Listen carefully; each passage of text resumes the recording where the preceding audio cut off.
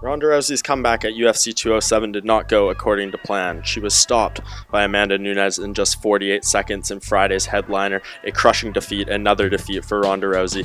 This fight was her comeback from a 13-month layoff, her comeback fight from losing the belt to Holly Holm in very one-sided fashion in November 2015.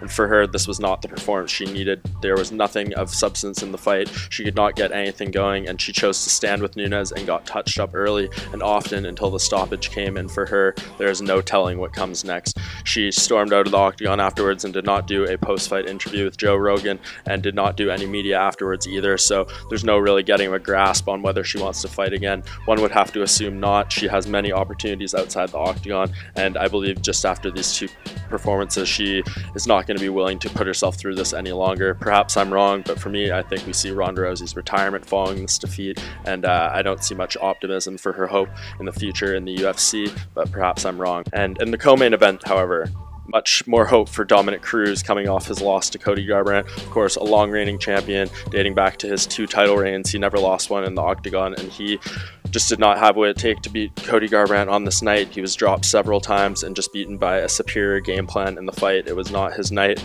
but he is unquestionably still one of the best bantamweights in the world. Much potential for Cruz and many potential matchups for him. The bantamweight division is very different now. Dating back to his previous title reign, he hasn't fought a ton of the lesser contenders, and there is plenty of options. One I would like to see is John Lineker, who dropped a unanimous decision to TJ Dillashaw on the main card of the same event.